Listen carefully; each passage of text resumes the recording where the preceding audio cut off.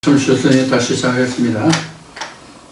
제가 좀 감기에 걸린 지가 좀 꽤 됐는데 좀 가라앉은 듯 해도 또 이제 목을 쓰니까 다시 또 목이 좀 기침이 나네요. 기침이 나고 좀 가래가 끓고 양지해 주시고요. 좀 여러분들 앞 시간 들으시는데 매우 불편하셨을 것 같은데 양지해 주시기 바랍니다.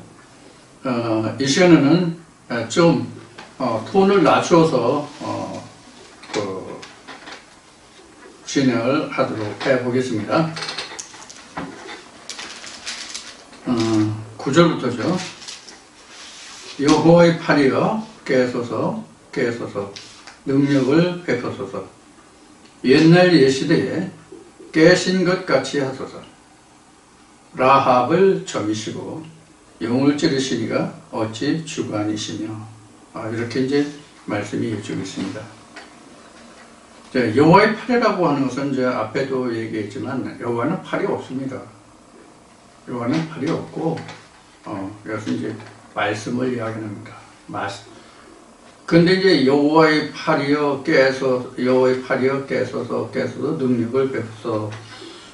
옛날 옛적에 이것은 이제 여러분들이 어떤 장면이 떠오르시는지 모르겠지만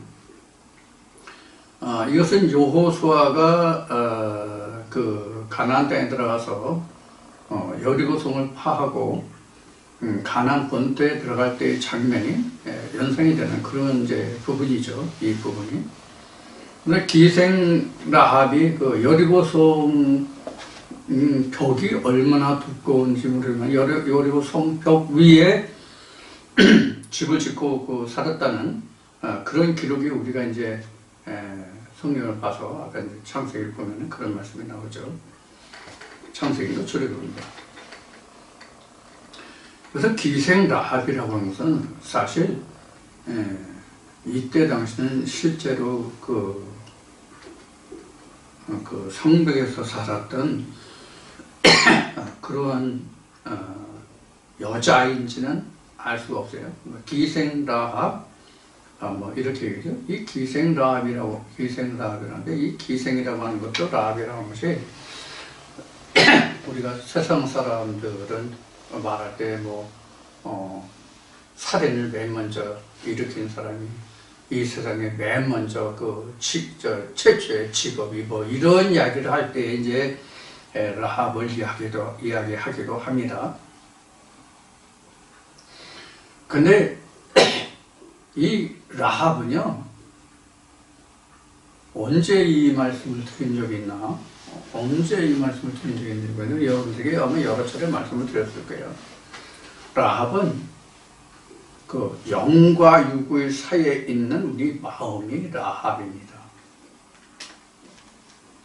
그래서 라합의 역할에 따라서 어느 군대가 들어오냐 막히느냐의 역할을 하는 거예요.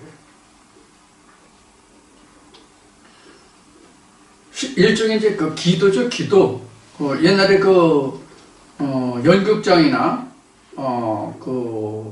저는 그걸 뭐라 그러나 무성영화 시대에 그 천막을 치고 저녁에 그 영화관이 아니고 야외 학교 운동장이나 이런 넓은 공간에서 영화를 상영하던 무성영화 시대 변사 시대 그때 그 문지기를 하던 사람을 기도라고 그랬어요. 그러니까 이 라합이 기도와 같은 거예요. 그래서 무엇을 받아들일 거냐의 그 결정을 라합이 하는 거예요. 근데 가나안 본토로 가서는 이스라엘 백성들이 침입군 적이었단 말이에요. 근데 라합이 받아들였잖아요. 근데 조건부였어요.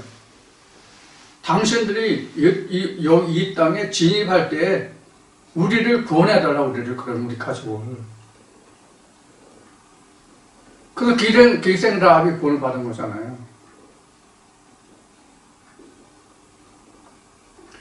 이게 그래서 비유적으로 설명할 때 이제 이런 것인데, 그래서 이 기생 라합이 곧 우리 마음이라는 얘기예요.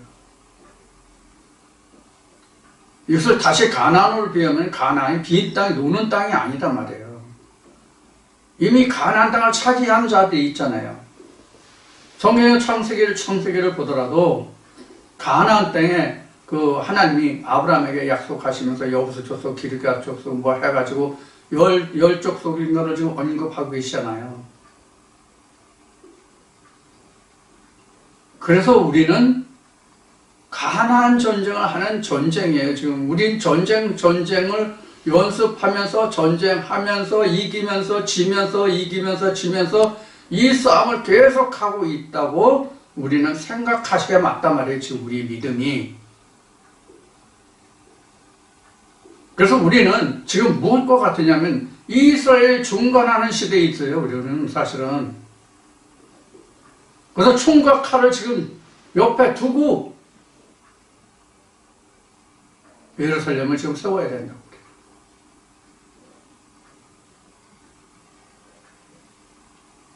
우리는 이렇게 위중한 상태에 있어요. 사실 우리가 영적으로나 육신적으로나.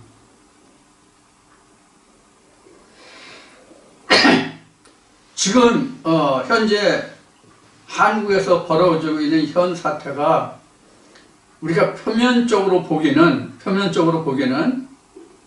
그 이재명의 그 방탄을 위해서 일어나고 있는 사건쯤으로 지금 생각하고 있는 사람들이 지금 대부분이에요.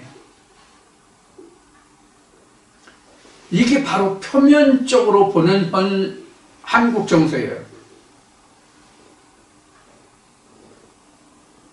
이면적으로 보면요, 미중 패권 전쟁 중에 지금 한국이 들어있는 거예요.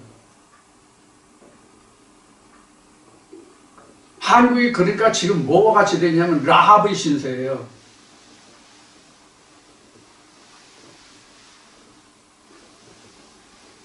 앞에서 잠깐 언급했지만 이재명과 민주당은 중국을 붙들려고 하는 거거든요. 그리고 북한을 보호하려고 하는 거거든요. 그쪽 정책을 따르려고 하는 거거든요. 근데 지금 미국과 중국과의 전략을 비교해 본다면 미국은 간접적인 지원이에요. 중국은 직접적인 지원이에요. 박근혜 때 광화문 집회 때 이미 드러난 거지만은 그때 중국 사람들 엄청 많았다는 얘기 그때도 여러분들 많이 들으셨을 거예요. 지금도 탄핵 찬성 무리들 중에 중국 사람들이 엄청 많아요. 떼거리로 다닌다고 지금 보도가 됐어요. 어느 유튜버가 이미 보도했다고요. 확인을 해서. 여의도에도 그 중국 우유 먹고 거기에 촛불 저기 한 거 이미 보도됐죠? 우리는 이것을 생각해야 됩니다. 뭘 생각하냐면, 만약에 한국이 지금 민주당 정권으로 교체된다면 문재인 때에 겪었던 것과는 질과 차원이 다른 고생을 겪어야 될 겁니다. 한국 국민들이. 경제적으로. 심지어 일부 대학 교수들은 이런 이야기까지 하는 교수들이 있는 것으로 알고 있어요. 제가 듣기로는 그렇게 알고 있어요. 어떻게 되냐면, 그러면 한국을 차라리 6.25 이전의 상태로 돌리자. 뭐를? 경제적인 수준을. 그럼 어떻게 되겠어요? 엄청난 비참함이 오겠죠. 이때는 보통 비플이 생기는 거예요. 그럼 누가 피해를 보느냐? 이것도 모르고 저것도 모르고 우왕좌왕하고 와 하고 몰려가는 그 백성들 무리가 낙동강 오리알이 되는 거예요. 이걸 모르고 지금 떠드는 거예요. 지금 백성들이.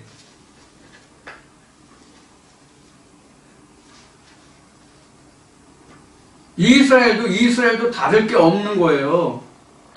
유다도 다를 게 없는 거예요. 여기 지금 여호와의 팔이여 깼어 하는 것은 이것은 유다를 향해서 하는 얘기잖아요.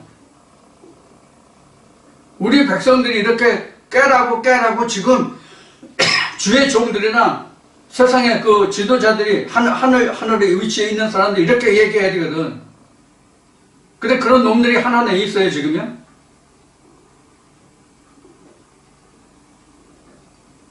여론이나 신문이나 있냐고요. 이렇게 바르게 떠드는 사람은 불과 몇 명에 불과해요. 앞서 나서는 사람은.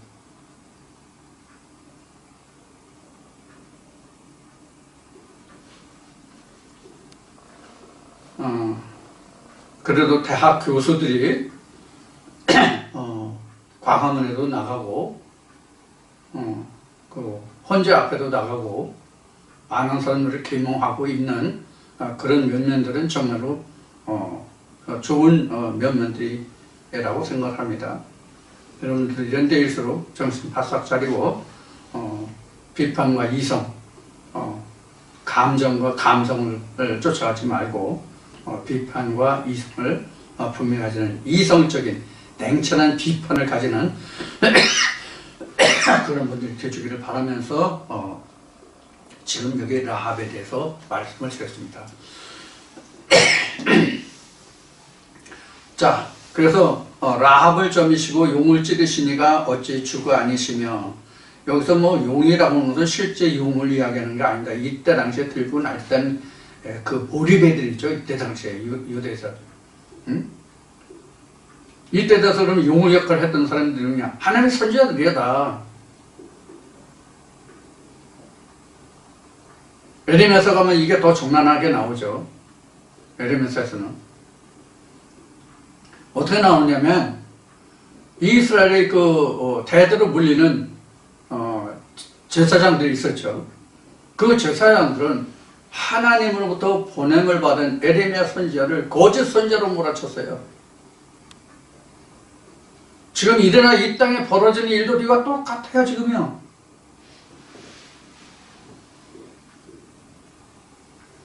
그래서 백성들이 정신을 차려야 된다.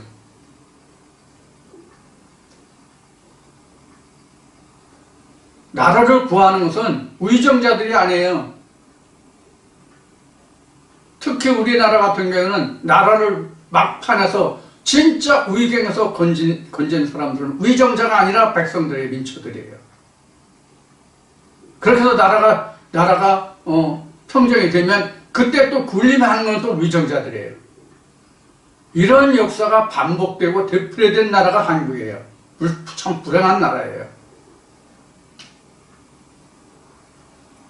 지금 돌아가고 있는 현재 한국 정서를 보면 정말 한국이 망하지 않고 이렇게 존재하고 있다는 그 자체가 신기할 정도예요. 이번 사태를 보면서 제가 느낀 바가 그래요. 망해도 벌써 망했어야 할 나라가 이 나라다 하는 생각을 엄청 많이 했어요. 이번에 사태를 보면서. 왜? 백성들이 깨어있지 못하는 모습을 보면서.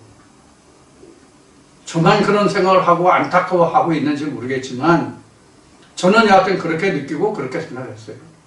지금도 그래요. 그래서 지금도 사실은 목이 메요. 이 나라 백성들이 움직이는 것을 보면 목이 메이고 가슴이 아파서 진짜 견딜 수가 없을 정도예요.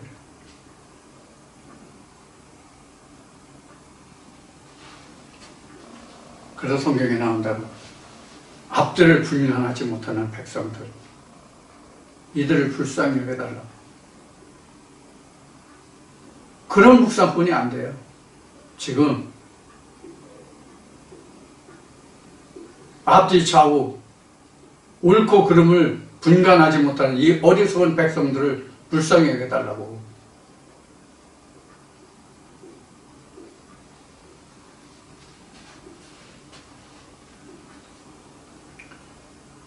그래서 용을 찔렀다는 얘기는 실제로 뭐 용은 원래 상상의 동물이잖아요. 일배 마귀 사단, 우리말로 하면 이거 이문이란 말이에요. 뱀이 용인 척 하는 거거든요. 그래서 계시록 보면 제가 하늘에서 떨어진 걸 안다. 떨어진 걸 안다는 얘기는 자기 역할을 이제 없다, 자기 역할, 자기 정체가 드러났다는 것이래요. 하늘에서 떨어졌다는 얘기는 자기 정체가 드러났다는 뜻이거든요. 그게 뱀을 찔렀다는 얘기예요. 뭐에 찔렸겠어요? 하나님 말씀에 찔린 거죠. 하나님의 말씀에 의해서만 옛뱀, 마귀, 사단, 용이 드러나요. 그렇지 않으면 안 드러나요. 그러니까 이를 찌르신 이가 누구냐? 하나님이 아니시냐?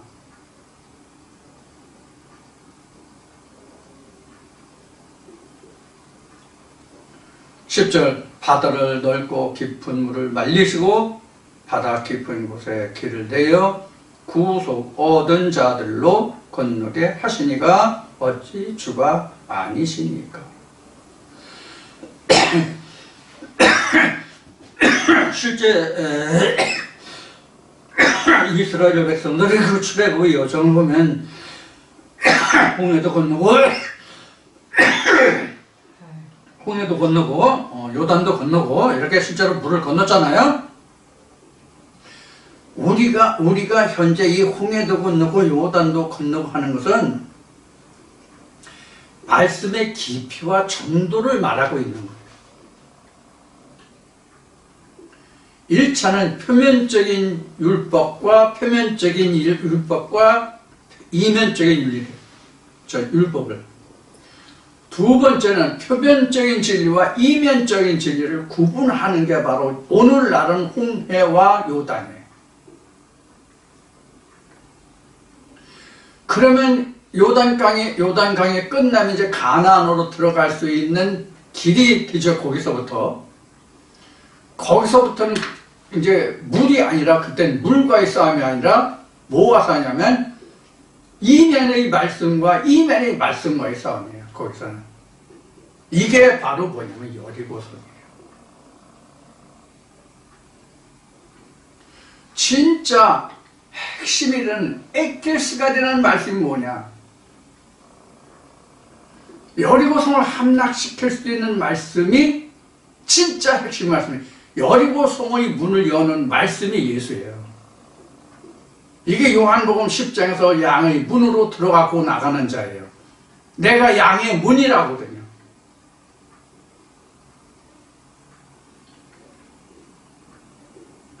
그래서 여호수아가 여리고성을 7일 동안 돌잖아요. 7일이 뭘 의미해요? 7일. 마지막 날 7일이 뭐냐고요? 하나님이잖아요. 하나님 의잖아요.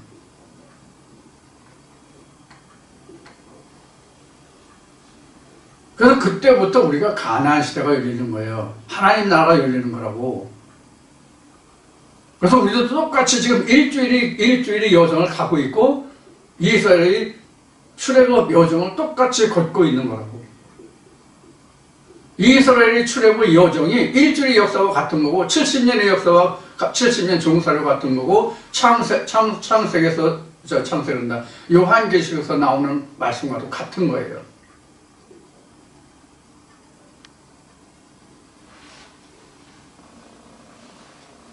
여러 번 말씀을 드렸듯이 이렇게 성경을 창세기부터 요한계시록까지 말씀이 어떻게 시작해서 어떻게 그 중간을 거쳐서 마지막 시대까지 거쳐가는가의 그 전 과정, 전 노선을 자기가 꿰지 않으면 성경이 관주가 안 돼요.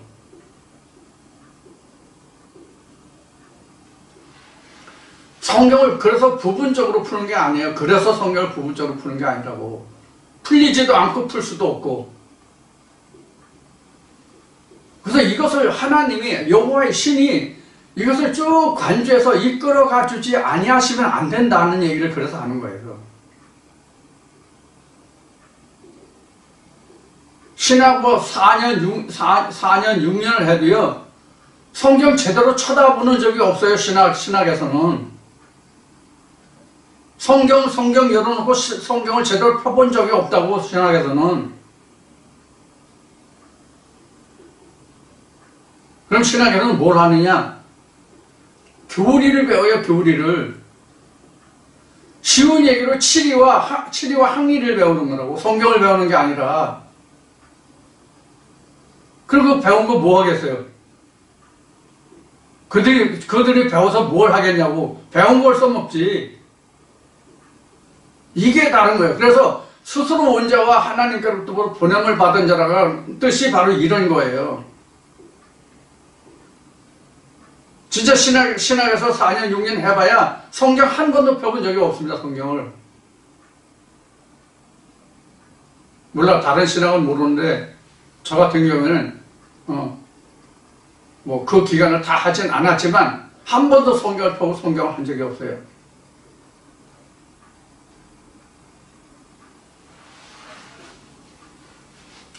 근데 뭘 가지고 하나님을 말하냐고. 뭘 가지고. 그 기생 라비는 그냥 기생 라비고, 라비 옛날에 뭐 어디 살았어. 그런데 이스라엘 백성들이 거기 갔을 때 뭐 붉은 끈을 내려서 그들은 뭐 구원받아서 이 정도뿐이 더 하냐고.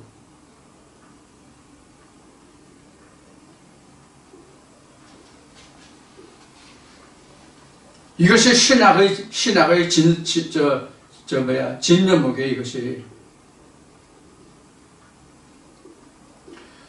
자, 그래서 용을 찌르시는 농예를 10절 보면 바다를 넓고 깊은 물로 말리지, 이제 이 말씀 같잖아요. 10절 말씀이요. 이게 실제 바다를 넓히고, 이게 이스라엘 백성들 실제 홍해를 건너고 요단을 건너서 뭐 바다를 먹고, 이 말이 해당되지만은, 현재 우리에는 지금 무슨 바다를 건너고 물을 건넙니까? 말씀과 말씀이 수많은 세상의 물과 물들 중에서 어떤 것이 진짜 여호와의 생수인지를 가리는 것이 물을 가리는 거란 말이에요, 지금은. 창세기 1장 2절이 뭘 말하고 있어요? 세상을 다 물로 봤잖아요. 실제 우리가 살고 있는 이 생명체를 내고 있는 이 우주계가 물이 먼저 있어서 물에서 지구가 나오고 바다가 나오고 이렇게 육지와 바다가 되고 그래서 오늘 우리가 살고 있는 생명체가 있는 세상이 됐는지는 모르겠지만 여하튼 적어도 성경이 말하는 것은 그것을 말하는 게 아니란 말이에요. 왜? 하나님은 세상을 자체를 물로 봤는데 그 물을 뭐라고 봤냐면 세상의 지식들로 봤단 말이에요. 그러니까 세상의 모든 지식들을 분별하는데 무엇이 진짜 여호와의 지식이냐 하는 거예요. 이게 물이에요, 물. 이게 물을 가르는 거고, 이스라엘 백성들이 강을 건넜다는 것과 이렇게 물을 분리하는 것과 똑같아요. 우리 인간 세상에서 인생들이, 모든 생물들이 물이 없으면 살지 못하잖아요. 그럼 물이 똑같은 물이 아니잖아요. 나무들이 흡수하는 물이 다르고, 바다와 강과 내의 물의 질이 달라요. 수질이. 그럼 수질에 따라서 뭐가 달라요? 생물이 달라요. 수질에 따라서 생물이 다르다고. 그래서 세상 속 때문에 이런 말이 있죠. 물이 정말 아주 맑으면 고기가 살지 않는다. 적당히 탁수인 곳에 물고기들이 많아요. 이게 바로 사람이 사는 세상이에요. 적당한 비료와 결탁이 있다는 뜻이에요. 적당히 흐르다는 얘기가.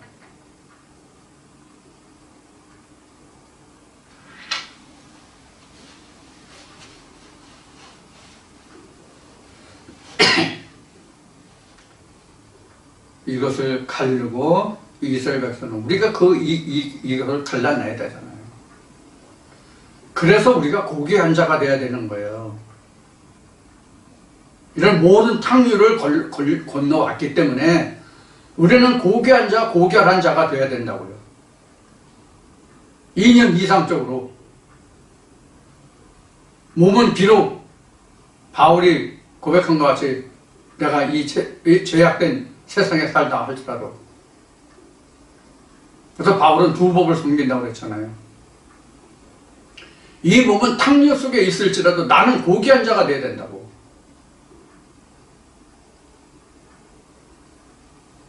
생명의 성령의 법이 있어야 된다는 얘기예요. 그게 이제 물을 건넌 자들의 이제 그 위치죠. 11절 여호와께서 구속된 자들이 돌아와서 노래하며 시온으로 들어와서 그 머리 위에 영영한 기쁨을 쓰고 즐거움과 기쁨을 얻으리니 슬픔과 탄식이 달아나리이다. 이렇게 구속됐다는 것은 물을 건넌 자들이 구속된 자들이에요. 물을 건너면 구속된 자 아니에요. 말씀을 분별하지 못하면 구속된 자가 아니에요. 우리가 지난날 물을 건너야 된다, 물을 구별해야 된다, 이런 얘기 들어본 적 있어요?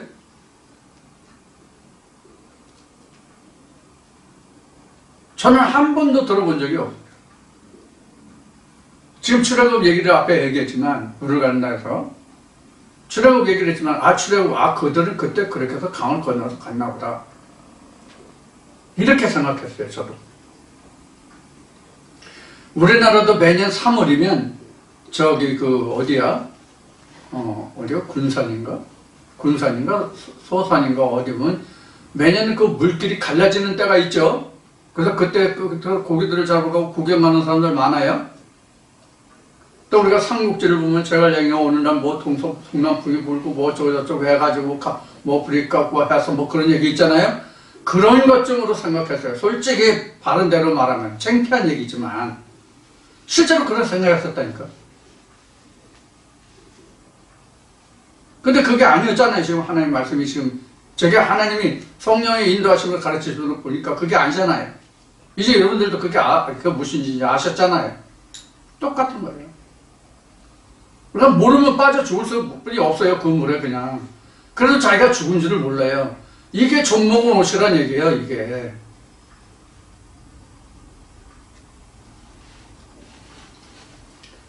그래서 여기서 11절에 여호와께서 구속된 자들이 돌아와서, 이게 물을 건넌 자들이 구속된 자예요.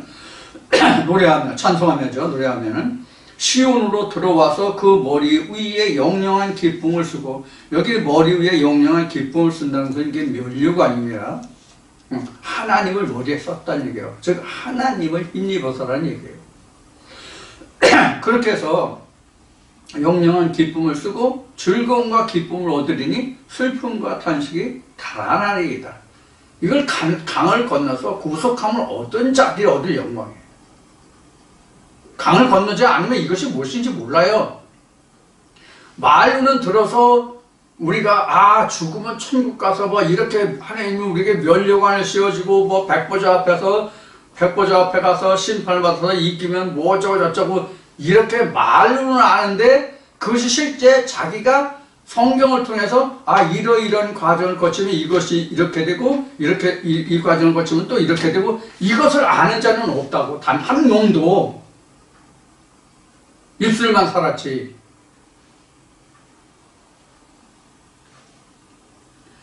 자, 그것이 지금 11절에 기록하고 있는 거예요. 12절 봅시다. 가라사대 너희를 위로하는 자는 나연을 너희는 어떠한 자이기에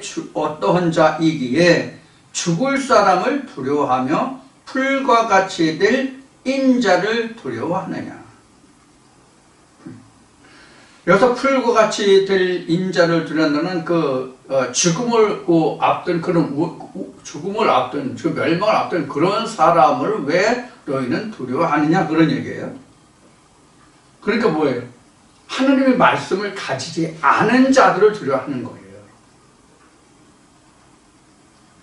입술의 하나님을 말하는 자들을 여기서 일컬어서 하는 말이에요. 여기 인자를 두려워하니까 하나님의 아들 예수를 두려워하냐 이렇게 생각하시면 안 돼요. 여기 인자는 그런 인자가 아니에요.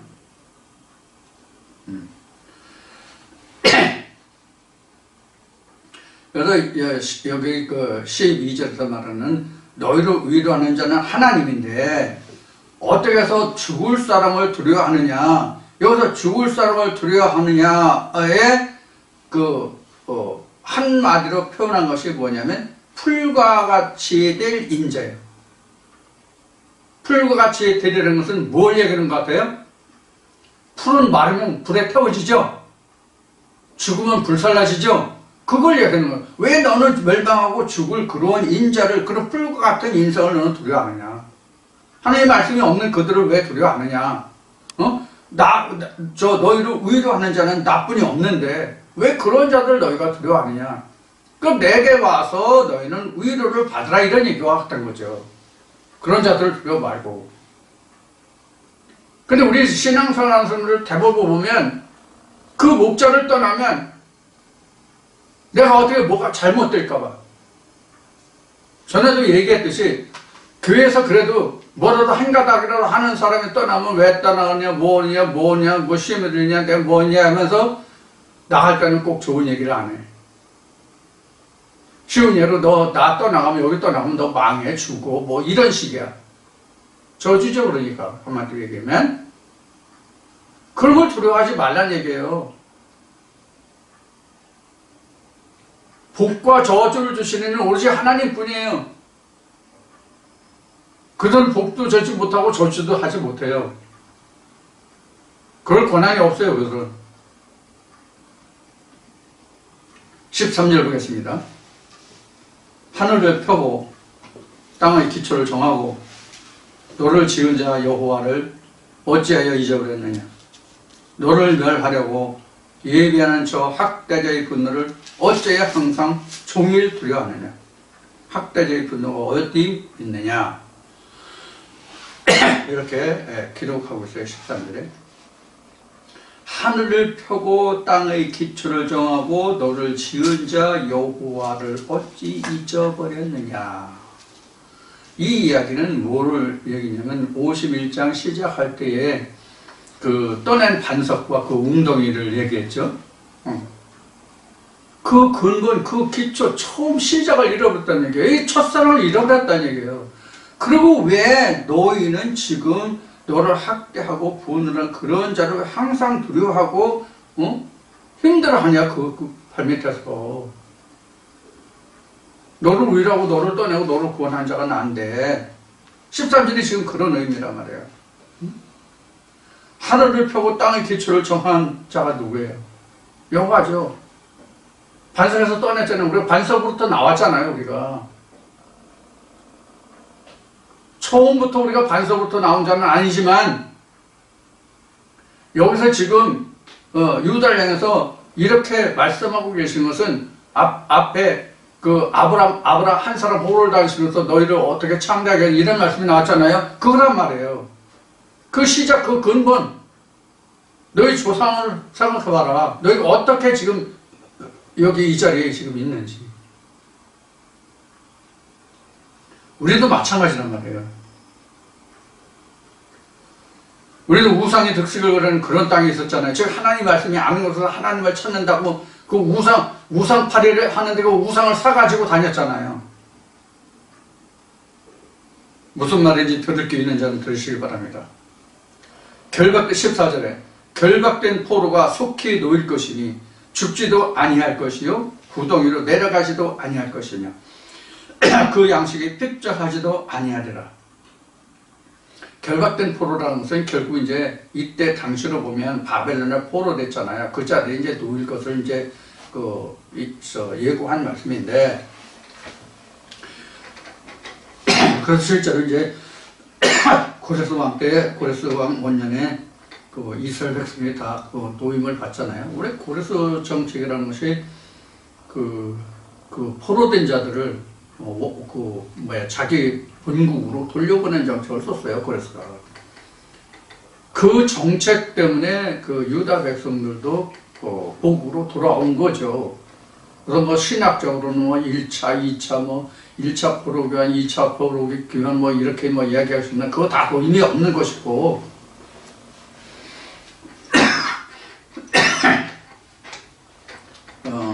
그래서 결박된 포로가 우리로서는 현재 결박됐다는 것은 말씀이 풀려나지 않은 말씀이 결박된 포로예요. 우리가 그동안 그 가지고 있던 말씀, 궁금했던 말씀, 이것이 다 풀려나와야 돼요.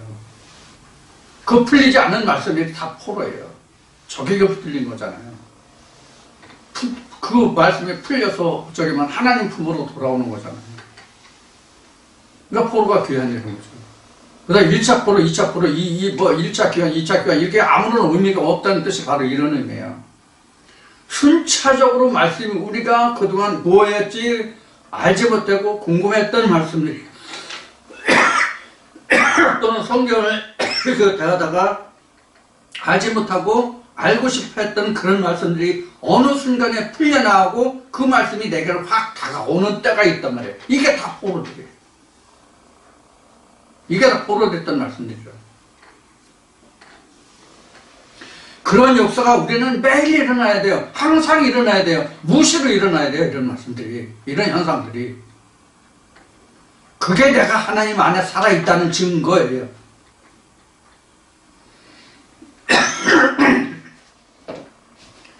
저도 지금은 옛날 같지는 않지만 초창기 같지는 않지만 지금도 말씀이 순간순간 떠오르는 말씀들이 많다고요. 풀어지는 말씀들이.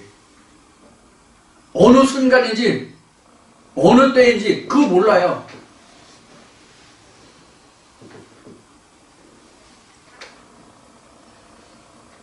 자, 그렇게 되면 14절 같이 이렇게 되면 15절에 있는 조금 더 남았네. 그렇게 되면 양식이 핍절치 아니라고 이제 14절이 마치잖아요. 예, 포로된 자들이 돌아오면 그게 뭐냐면 양식이 돼요. 예수가 먹을 것 때문에 제자들이 먹을 걸 그러 마을로 갔잖아요. 그 양식을 구해서 제자들이 예수에게 주니까 뭐라 그래요? 나의 먹을 양식은 따로 있다고 그러잖아요. 그래서 그 양식이 뭐예요? 내 아버지의 뜻을 이루는 것이 내 양식이라고 그랬잖아요.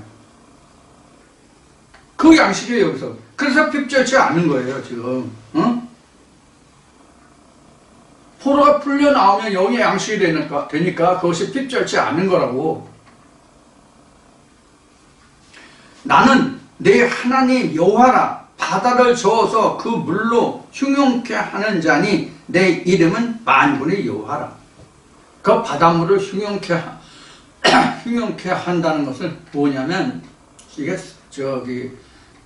우리가 세상으로 바다를 흉용케 하는 건 태풍이나 폭풍이잖아요.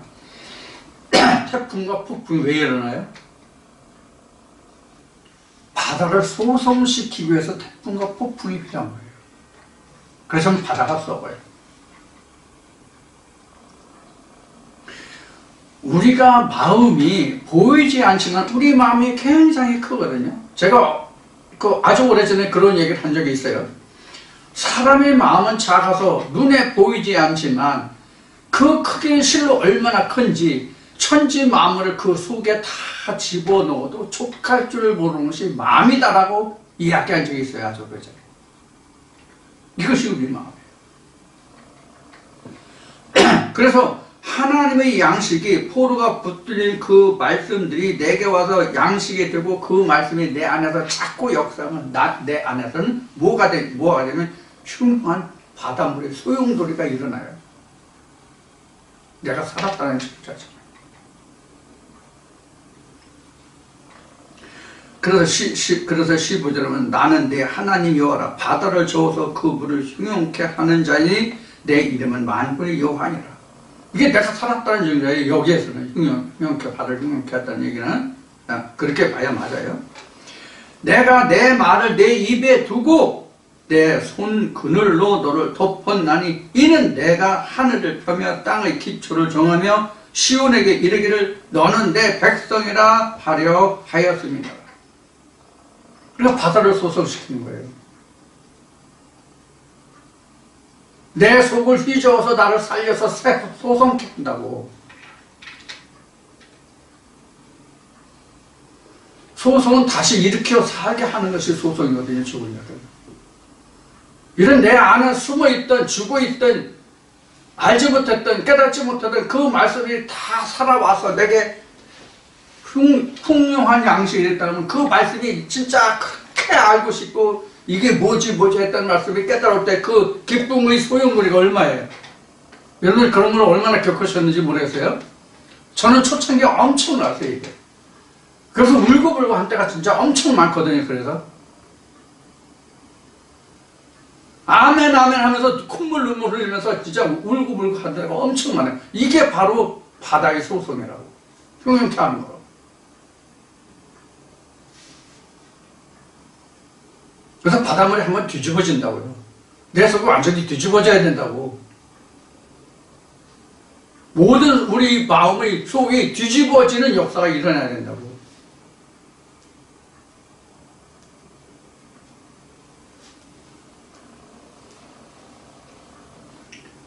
여호와의 손에서 17절에요. 여호와의 손에서 그 분노의 잔을 마신 예루살렘이여 깰지어다. 깰지어다 일어설지어다.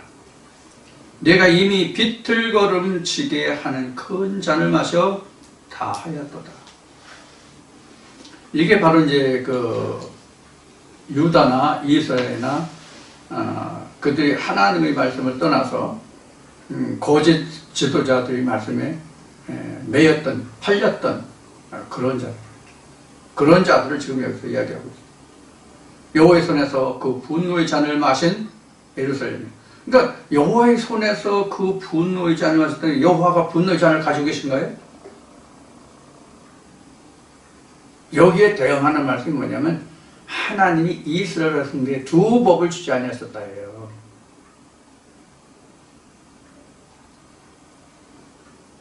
하나님의 손에 어떻게 분노의 잔이 있습니까? 하나님의 법은 어떻게 저주의 법과 축복의 말씀이 따로 있습니까?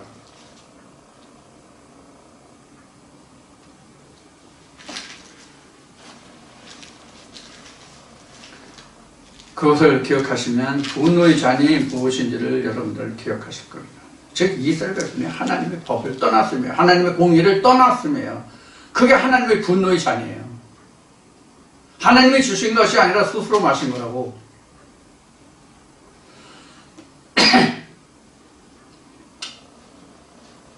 18절 보겠습니다.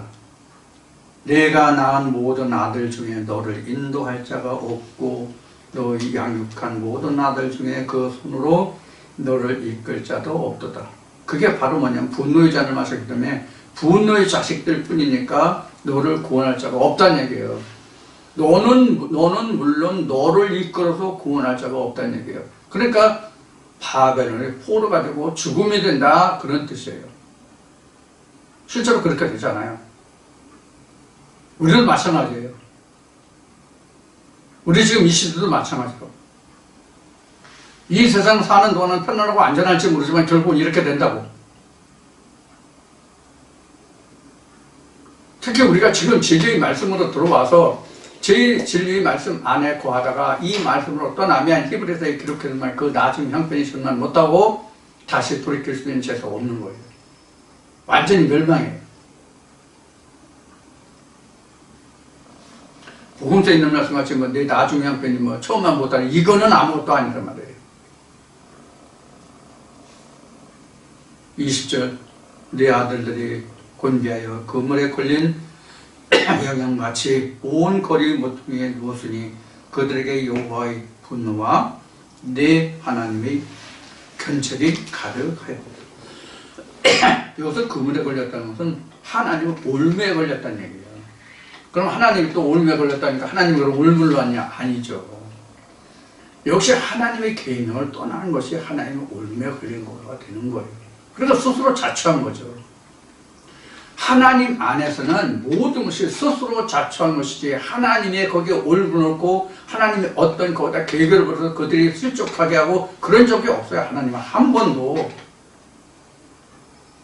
사람이 자기 깨에 넘어진 거예요. 우리는 이것을 명심해야 됩니다. 21절 그러므로 너 곤고하여 포도주가 아니라도 취한 자여 이 말을 들으라. 내 주 여호와 그 백성을 신원하시는 내 하나님 이같이 말씀하시되 보라 내가 비틀거름치게 하는 잔 곧 나의 분노의 큰 잔을 내 손에서 거두어서 너로 다시는 마시지 않게 하고 이렇게 되면 할렐루야죠. 포도주의, 진노의 포도주의 잔을 내가 포도주를 마시지 않아도 비틀거리는 비틀거리는 것은 뭐냐면 요동치고 흔들리는 것이거든요. 말씀 바로 수용을 받지 못해요. 그래서 이것을 하나님은 뭐냐면 그 비틀거림치게 하는 잔, 그 말씀이죠. 이게 잔이 말씀이에요.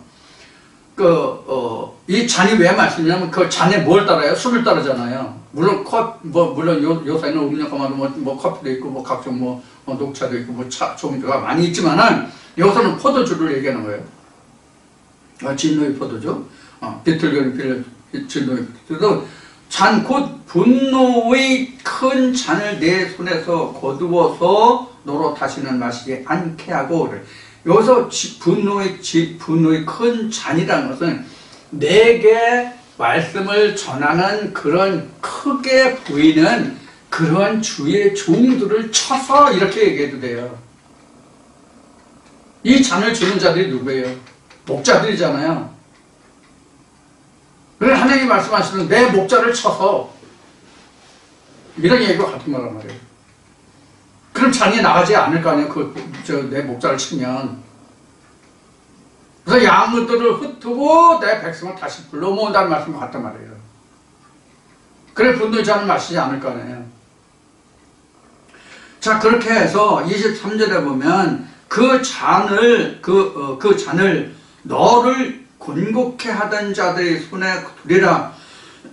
그들은 일찍이 내게 이르기를 엎드리라 우리가 넘어가리라 하던 자들이라. 너를 넘어가려는 그들의 앞에 내가 내 허리를 펴서 땅 같게 거리 같게 하였느니라 하시나.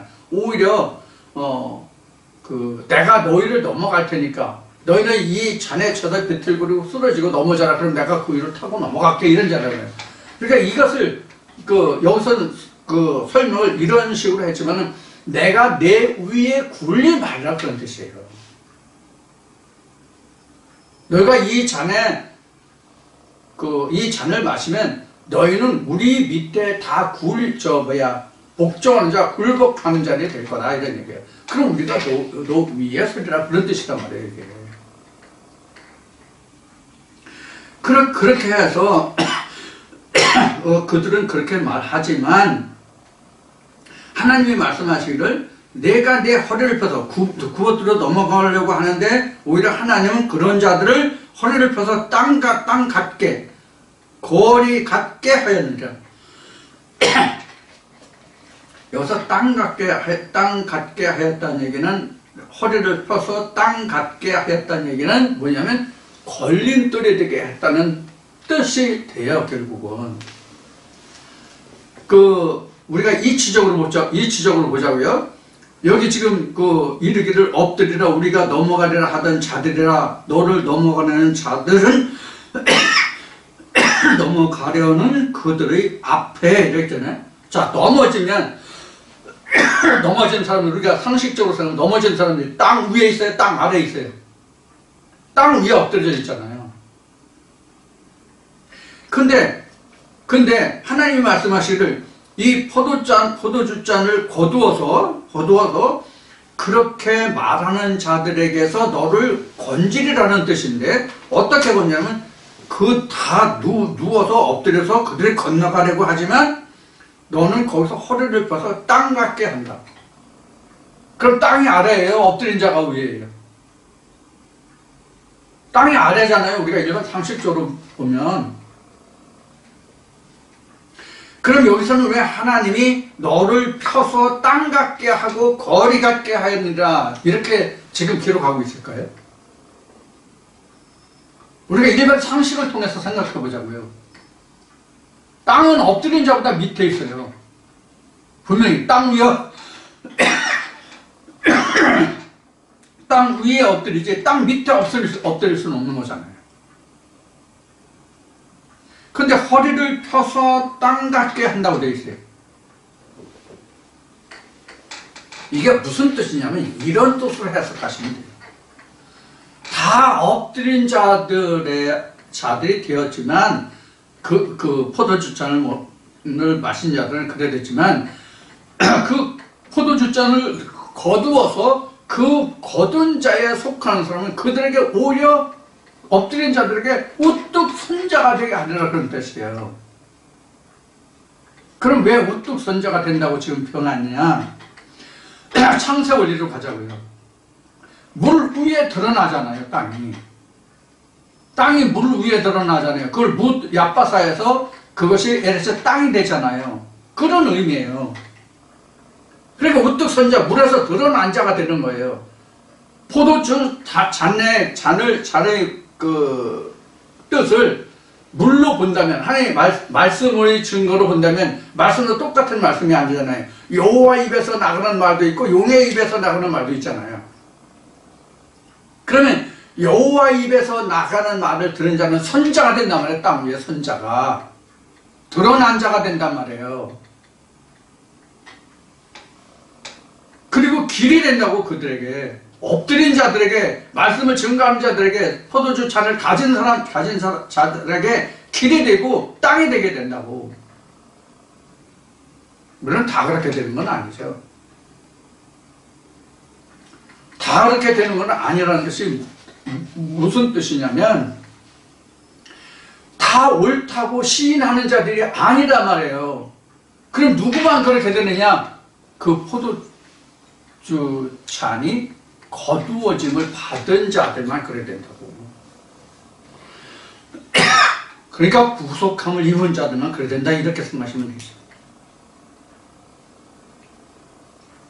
그러니까 우리가 하나님이 하나님이라보다 이런 얘기를 합시다. 성경에 기록된 성령이 교회들에게 하시는 말씀을 듣는 자보다 더 복된 자가 없는 거예요. 그래서 이런 자들만 진의 포도주잔을 마시지 않거든요.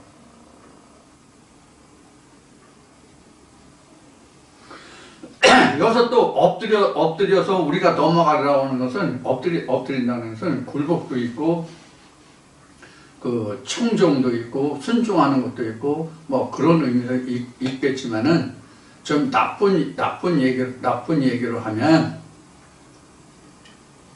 먹이가 되는 거예요, 먹이감. 놀이개가 되는 거라고. 귀신들이 누르면 먹이감, 놀이개가 되는 거라고.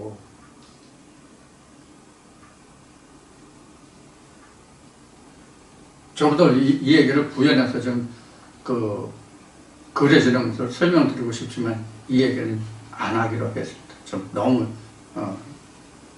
야비한 것 같아요. 이런 것이 교계고요. 이런 것이 지금 우리가 현재 세상에서 보는 일들이에요. 정말로 마음 아픈 일. 하나님을 깊이 알고 하나님의 인도하심을 받을수록 참 비참한 것들이 한두 가지가 아니에요. 괴롭죠? 힘들죠?